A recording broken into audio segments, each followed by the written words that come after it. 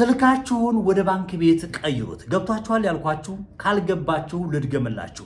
በሶሻል ሚዲያ ስልካችሁን በመጠቀም ብቻ ከኢትዮጵያ ብር እስከ ዶላር ድረስ ማፈስ የምትችሉባቸውን 3 ግዙፍ የሶሻል ሚዲያ ፕላትፎርሞችን ልንገራችሁ። ዩቲዩብ፣ ፌስቡክ እና ቲክቶክ ናቸው።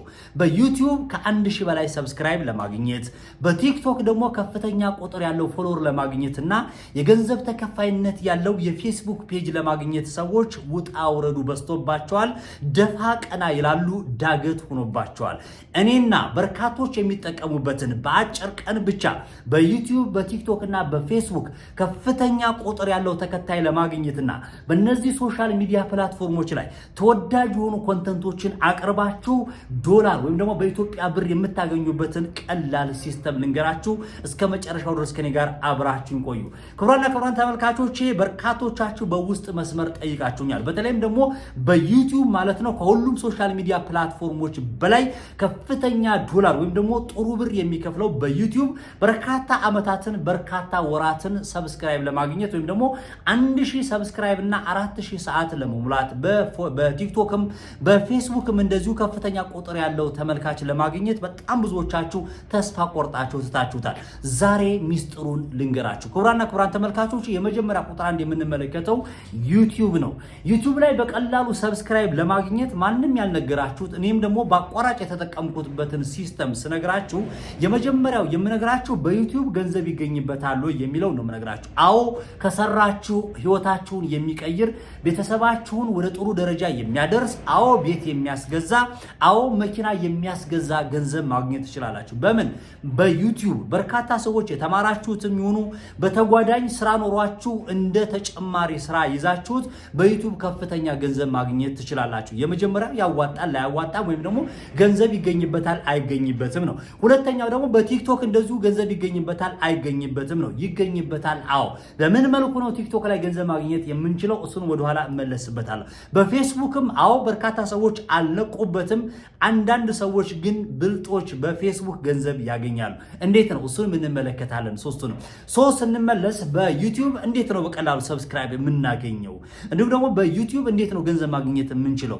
ምን ያክል ይገኝበታል የሚለውን ልንገራችሁ። አጠር አድርጌ በሚገባችሁ ቋንቋ ቁልጭ አድርጌ ነው የምነግራችሁ። በዩቲዩብ በቀላሉ የመጀመሪያ ቁጥር 1 ሰብስክራይብ ለማግኘት ሁላችሁም አትቸኩሉ። የመጀመሪያ የምነግራችሁ ነገር ምክንያቱም በዩቲዩብ ገንዘብ ለማግኘት 1000 ብቻ ሰብስክራይብ ነው የሚጠበቅባችሁ። ዋናው ሰዓት መሙላት ነው። ሰዓት 4000 ሰዓት ማለት ቀላል አይደለም ክቡራን ተመልካቾች። ስለዚህ የመጀመሪያ ሰው ፎከስ ማድረግ ያለበት 4000 ሰዓት ለመሙላት ነው። 4000 ሰዓት እንዴት አድርጋችሁ በቀላሉ ትሞላላችሁ? እዚሁ እነግራችኋለሁ። ስለዚህ ለሰብስክራይብ አትጨነቁ ነው። ቢቀር በፌስቡክ ወይም ደግሞ በቲክቶክ ወዳጆቻችሁን ሄዳችሁ እንደዚህ የዩቲዩብ ተከፋይ ልሆን ነውና ሄዳችሁ ሰብስክራይብ አድርጉኝ ያላችሁ በቀላሉ በሜሴጅ እና ኢትዮጵያ ውስጥም ሁኑ ውጭ ሀገር ያለ ሰው ሁኑ 1000 ሰብስክራይብ ለነዛ ሰዎች በየስልካቸው እየገባችሁ በቀላሉ ሰብስክራይብ ማድረግ ትችላላችሁ። ይሄ በቀላሉ ነው የምነግራችሁ። ግን 1000 ሰብስክራይብ ደግሞ ሌላውን ደግሞ ማግኘት የምትችሉበትን ልንገራችሁ። ስለዚህ የመጀመሪያ መቀመጥ ያለበት ሰብስክራይብ እንዲያስጨንቃችሁ አይገባም። እኔ በነገራችን ላይ ከ15 ቻናሎች በላይ ሸጫለሁ። እኔ ራሴ እየሞላው በቀላሉ በአንድ ሳምንት ብቻ ነው ዎች ሀወሩንም 4000 የምሞላው 1000 ሰብስክራይቡንም የምሞላው። እንዴት ነው የሚለውን አሁን ልንገራችሁ። 4000 ሰዓት ለመሙላት ምንድነው የተዘጋጃችሁት እናንተ ነው ዋናው ኮንተንቱ። አንዳንድ ሰዎች በቀላሉ ዩቲዩብ መስራት ስላለባችሁ ብቻ ተነስታችሁ የሆነ ያልሆነ ነገር ታቀርባላችሁ። የመጀመሪያው ኦዲየንስ ታርጌት የሆነ ኮንተንት ማዘጋጀት መቻል አለባችሁ። ምን አይነት ናቸው?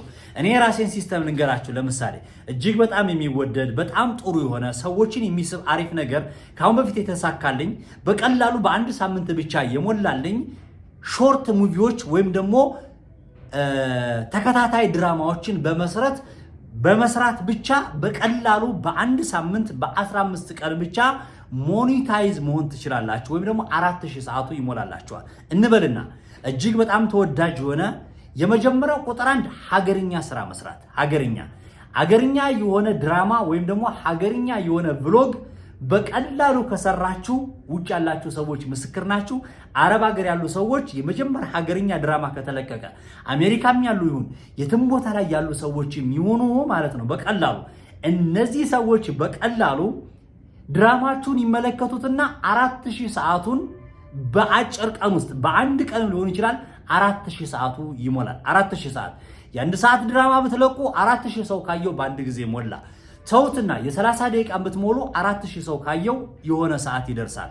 ስለዚህ የመጀመሪያ ሰዎች ተመልካቾች እኔ ካሁን በፊት በትንሹ 8 ቻናሎችን በአንድ ሳምንት ብቻ ሀገርኛ ድራማዎችን በአጭሩ በቀላሉ በመልቀቅ ብቻ አግኝቼበታለሁ። ሁለተኛው ደግሞ እንደዚሁ በተመሳሳይ ሀገርኛ የሆነ ቭሎግ በመስራት ብቻ ሀገርኛ የሆነ ቭሎግ ሀገርኛ የሆነ ነገር እጅግ በጣም በውጭ ሀገር ያለ ተመልካች ከሀበሻ ጀምሮ እስከ ፈረንጅ ድረስ በጉጉትና በቀላሉ የሚመለከተው ስለሆነ እዚህ ላይ ፎከስ ታደርጋላችሁ። በነገራችን ላይ በኋላ እኔ በዚህ አልቀጥልበትም ኮንተንቴ ሌላ ነው መስራት የምፈልገው የምትሉ ከሆነ ትችላላችሁ፣ መብታችሁ ነው። በኋላ ትቀይሩታላችሁ፣ ግድ የላችሁም፣ ችግር የለውም። በኋላ ትቀይሩታላችሁ። የመጀመሪያ ግን ሀገርኛ ድራማ ወይም ደግሞ አነጋጋሪ የሆነ ነገር ወቅታዊ የሆነ ነገር ብትሰሩ።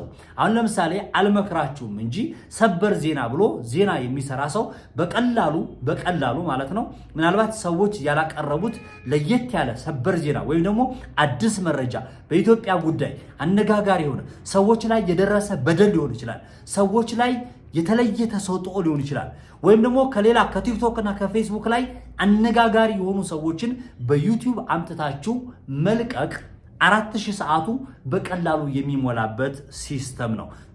ገብቷችኋል ብዬ አስባለሁ። የተለየ ስፔሻል የሆነ ተሰጥኦ ካሁን በፊት በሌላ በቴሌቪዥን ላይ ሊሆን ይችላል በተለያየ አይነት መንገድ አነጋጋሪ ከሆናችሁ በቀላሉ በአጭር ቀን ውስጥ ያቺ ቪዲዮ መታ ትታያለች።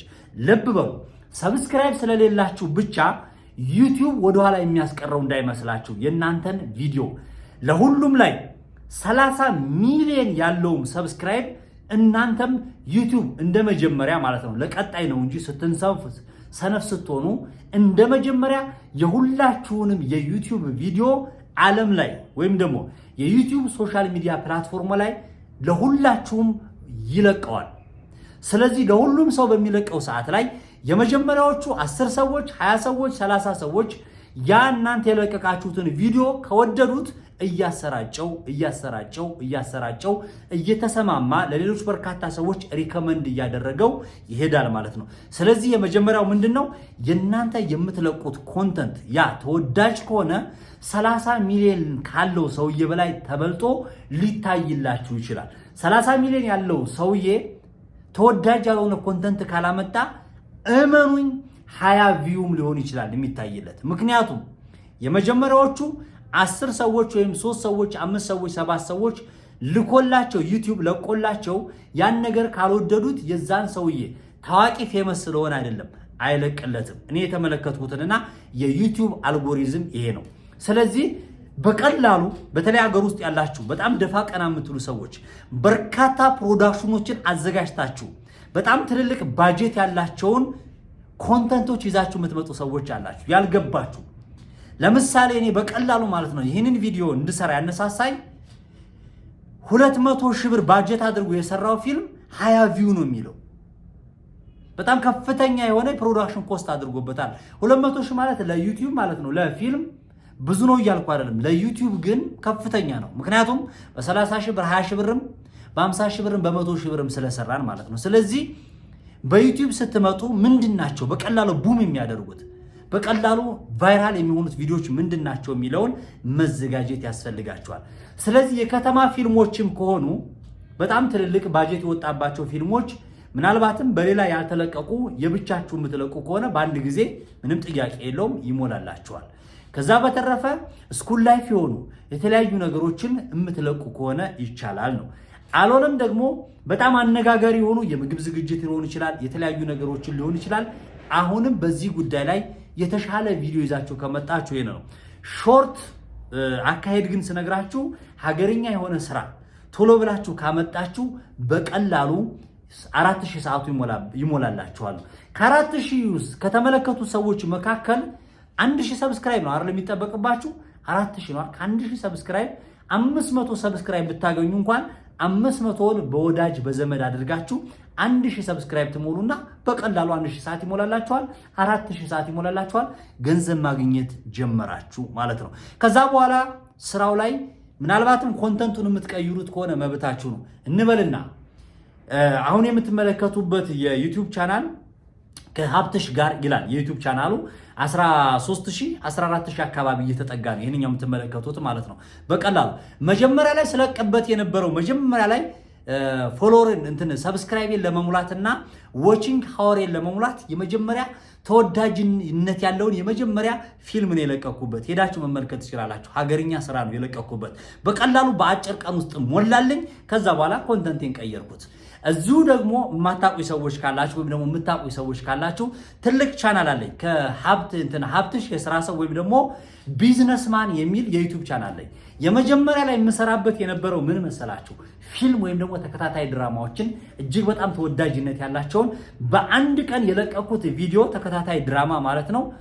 ለምሳሌ ልጥቀስላችሁና የምታውቁ ከሆነ ደመቁና ደመቀ የሚል ተከታታይ የሆነ ተወዳጅ ሀገርኛ ድራማ እየለቀኩ ነበረ። እኔ ሰብስክራይብ አድርጉኝ ሳልላቸው የመጀመሪያውን ክፍል እንደለቀኩት ማለት ነው። በቀላሉ ነው የምነግራችሁ። መጨረሻ ላይ ምን ብዬ ጽፌ ነበር መሰላችሁ? ቁጥር 2 ወይም ደግሞ ክፍል 2 ለማግኘት ሰብስክራይብ አድርጉ የሚል ጽሁፍ ነበረው። ወይም ደግሞ ሳላደርግበት ብቀርም እንኳን ቀጣዩ ፓርት የሚያጓጓ ስለነበረ ራሳቸው ሳልጠይቃቸው ተመልካቹ ክፍል 1 እንዳዩ ክፍል 2 እንዳያመልጣቸው ራሳቸው ማለት ነው። ዋቺንግ ሃወሩ ከ10000 በላይ ነው የሞላው። ሰብስክራይብ ማለት ነው በነገራችን ላይ በሁለተኛው ቀን ላይ 10000 በላይ ሰብስክራይብ ነው ያገኘሁት። እነነገርኳችሁ ነው። ከ10000 በላይ ሰብስክራይብ እና የተመለከቱት ሰዎች እያንዳንዳቸው ሰብስክራይብ አድርገውኛል። ዋቺንግ ሃወሩን በአንድ ጊዜ ሞላ። ይሄንን የምነግራችሁ ሚስጥሩን በቀላሉ እናንተ ሳትለፉ እዛ ድራማ ላይ በቀላሉ ያወጣሁት ማለት ነው ከ5000 ብር አይበልጥም። ራሴንና ጓደኞችን ሰብስቤ ሀገርኛ ድራማ ነው የሰራሁት። ስለዚህ ተመልካቹ በቀላሉ የሚፈልገውን ሰጠሁት። እኔ እባክህ ሰብስክራይብ አድርገኝ ሳልለው ራሱ ሰብስክራይብ ያደርጋቸዋል። ስለዚህ በቀላሉ በተመልካች ዘንድ ተወዳጅ የሆነ ኮንተንት ይዛችሁ በመምጣታችሁ ብቻ በቀላሉ 4000 ሰዓት መሙላትና 1000 ሰብስክራይብ መሙላት ትችላላችሁ። በዩቲዩብ ነው በቀላሉ። ወደ ገንዘብ አከፋፈሉ መጨረሻ ላይ ይመጣላችኋል። በቲክቶክም ልንገራችሁ። ቲክቶክም በቀላሉ ሌላ ምንም አይነት የተለየ አልጎሪዝም የለውም። ለተመልካቹ የሚፈለግ ነገር ይዛችሁ በመምጣት ብቻ ፎሎራችሁን ማሳደግ ትችላላችሁ። እንበልና አንድም ቀን በቲክቶክ ላይ እባካችሁ ፎሎወር አድርጉኝ ሳልል መጀመሪያ አካባቢ ዝም ብዬ የማይሆን ነገር ስለቅ ነበረ። ለተመልካች የማይጠቅም ነገር ስለቅ ነበረ። 700 500 ምናምን አይነት ፎሎወር ሆኖ ለረጅም ጊዜ ተቀመጠ። በኋላ ግን እኔ በብዛት ዩቲዩብ ላይ ታወቅ ስለነበረ ዩቲዩብ ላይ የምጠቀመውን ሲስተም መጠቀም አለብኝ ቲክቶክ ላይ። ኦኬ ሰው አሁን ደግሞ ወደ ቲክቶክም እየሄደ ነው ያለው። ቲክቶክም ራሱን የቻለ ገንዘብ ልሰራበት እችላለሁ ብዬ ሳስብ በምን መልኩ ኢትዮጵያ ውስጥ ቁጭ ብዬ ልክ እንደ የዩቲዩብ ቪዲዮ ታይቶ ገንዘብ ማግኘት አይቻልም። እመኑ። ይሄንን ማመን ያለባችሁ ነገር ኢትዮጵያ ውስጥ ሆናችሁ በቲክቶክ ቪዲዮ ለቃችሁ ገንዘብ አታገኙም። ግን ከፍተኛ ቁጥር ያለው ተከታይ ካላችሁ የምትሰሩት ኮንተንት አሪፍ ከሆነ ማስታወቂያ እየሰራችሁ በኢትዮጵያ ውስጥ በውጭ ሀገርም ገንዘብ ማግኘት ትችላላችሁ። ምናልባትም የተፈቀደላቸው ሀገሮች አሉ። በቲክቶክ በቀጥታ ገንዘብ አይገኝም፣ በተዘዋዋሪ ነው ገንዘብ የሚገኘው። እቃዎችን በመሸጥ ሊሆን ይችላል፣ ወይም ደግሞ ቲክቶክ ገንዘብ የሚከፍልባቸው ወይም ደግሞ በቪው ታይተው ገንዘብ የሚከፍልባቸው ሀገሮች ብቻ ስትሆኑ የተፈቀደላቸው ሀገሮች አሉ። እነ አሜሪካና ወይም ደግሞ አውሮፓ ወይም ደግሞ ሌሎች ሀገሮች አሉ። ማየት ከፈለጋችሁ ሰርች አድርጋችሁ ቲክቶክ ገንዘብ የሚከፍልባቸውን ሀገሮች መመልከት ትችላላችሁ፣ እንትን ላይ ጎግል ላይ ማለት ነው። ከዛ በተረፈ ግን በቀላሉ እኔም ራሴ በርካታ ገንዘቦችን በቲክቶክ አገኛለሁ። እንዴት ነው የምታገኘው ካላችሁኝ፣ ማስታወቂያ በመስራት ወይም ደግሞ እቃዎችን ኦንላይን አምጥቼ ፖስት በማድረግ እና ከእቃዎች ላይ ገንዘብ በማግኘት በቀላሉ ሰዎች በቪው ከሚያገኙት በላይ እኔ ከፍተኛ የሆነ ገንዘብ በቲክቶክ አገኛለሁኝ። ብታምኑ ባታምኑ የምትመለከቱ ከሆነ ቲክቶክ ላይ ማየት ከፈለጋችሁ ሄዳችሁ እንደተሞክሮ እንዲሆናችሁ ሀብትሽ የስራ ሰው ወይ ደግሞ ቢዝነስማን ይላል የራሱ የቲክቶክ ስሜ ማለት ነው። እዛ ስትሄዱ ቢዝነስ ነው የምለቀው። ለምሳሌ እስከ 350 ሺህ ተከታይ ደርሻለሁ። አልለመንኩም ወይም ደግሞ ባካችሁ ብዬ አላነጠፍኩም። ራሳቸው ናቸው ፎሎወር ያደረጉኝ። እንዴት ፎሎ አደረጉኝ? ሲስተሙን ስነግራችሁ የመጀመሪያው እኔ የማመጣቸው ፕሮዳክቶች፣ እኔ የምሸጣቸው ኦንላይን ፖስት አድርጌ የምሸጣቸው እቃዎች ለምሳሌ እንበልና ከበርካታ ማሽነሪዎች ካሜራዎችን ፖስት አደርጋለሁ። ካሜራዎች በየጊዜው ስለምሸጥ እነዚህ ካሜራ ፈላጊዎች በቀጣይ ካሜራ ስለቅ እንዳያመልጣቸው ሲሉ ራሳቸው ማንም ሳይጠይቃቸው እንዲመጣልኝ ይሄ ልጅ ካሜራ ሻጭ ነው፣ ስለዚህ በቀጣይ እኔ ካሜራ በቅናሽ ዋጋ እንዲያመጣልኝ ብለው ራሳቸው ፎሎ አድርገውኛል። ስለዚህ ይሄ ነው በቀላል ሰዎች የሚፈልጉትን ነገር ይዤ ስለቀረብኩኝ ወይ ደግሞ እቃዎችን በቅናሽ ዋጋ ሁሌ ይዤላቸው ስለምቀርብ ሳልጠይቃቸው ሳልለምናቸው ራሳቸው ፎሎ አድርገውኛል። ከዛ በተረፈ ልክ አሁን እንደምሰራላችሁ ጠቃሚ የቢዝነስ ሐሳቦችን ወደ እናንተ ወይ ደግሞ ወደ ተመልካቹ ስለማቀርብ በቀጣይም ለኔ ህይወቴን የሚቀይር ወይም ደግሞ በቀጣይ ሌላ አስገራሚ የሆነ አትራፊ የሆነ የቢዝነስ ሐሳብ ይዤላችሁ እመጣለሁ ስለምላቸው ዛሬ ያቀረብኩት የቢዝነስ ሐሳብ ስለተመቻቸው አማራጭ የላቸው ሳይወዱ በግዳቸው ፎሎ ያደርጉኛል ማለት ነው። ተግባብተናል ብዬ አስባለሁ። ይሄ ነው። ስለዚህ ገንዘብ የምታገኙበት ከዩቲዩብ ለየት ይላል። ዩቲዩብ ላይ ምንም ጥርጥር የለውም በሰራችሁት ቪዲዮ በቪው እና እንዲሁም ደግሞ መሃል ላይ በሚለቀቀው የዩቲዩብ ቪዲዮአችሁ መሃል ላይ በሚለቀቀው ማስታወቂያ ከፍተኛ ቁጥር ያለው ዶላር በገንዘብ ማግኘት ትችላላችሁ። በምን? በዩቲዩብ የልፋታችሁን ውጤት ማግኘት ትችላላችሁ። በቲክቶክ ግን እንደለፋችሁት ላታገኙ ትችላላችሁ። ብልጥ ከሆናችሁ ሲስተማችሁን ከቀየራችሁ ትውልድን የሚያስተምር ለሰዎች የሚጠቅም ወይም ደግሞ ሰዎች አፋቸውን ከፍተው እንዲመለከቷችሁ የሚያደርግ ኮንተንት ካመጣችሁ ምንም ጥያቄ የለውም።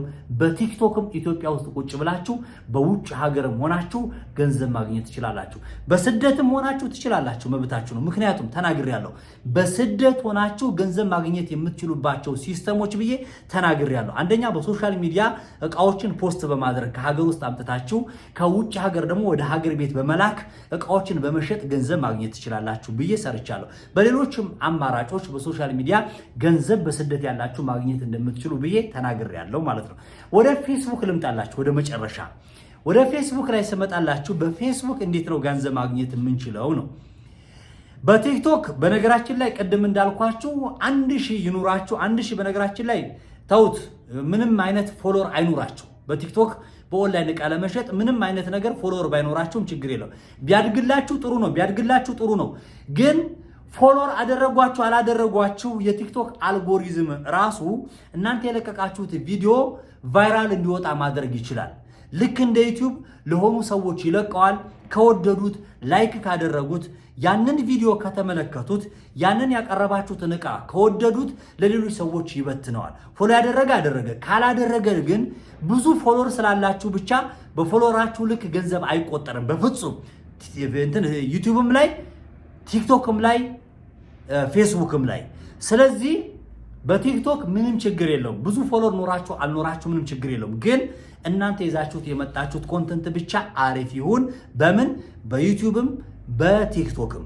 ወደ ሶስተኛው ልምጣላችሁና ፌስቡክ ትንሽ ለየት ይላል። ለምንድነው ለየት የሚለው ስላችሁ ክቡራን ተመልካቾች በጣም ብዙ ሰዎች ናቅ ያደርጉታል። ገንዘብ የሚገኝበት አይመስላችሁም። አንዱ ሲስተም የምነግራችሁ በጣም ብዙዎቻችሁ ፌስቡክ አላችሁ። ፌስቡክ ኖርማል ፕሮፋይል ነው። ፌስቡክ ገንዘብ የሚከፍለው በፔጅ ነው። በኖርማል ፕሮፋይል ወይም ደግሞ በከፈትነው ኖርማል የፌስቡክ አካውንታችን አይከፍለንም።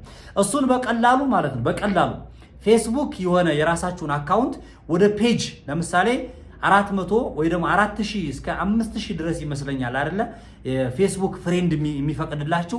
ስለዚህ ወደ ተከታይነት ወደ ፌስቡክ ፔጅ ቀይራችሁ ገንዘብ ማግኘት የምትችሉበት ነው። እስካሁን ባለኝ መረጃ ፌስቡክ ላይ ከ10,000 በላይ የሆነ ተከታይ ሲኖራችሁ ነው ገንዘብ መክፈል የሚጀምረው።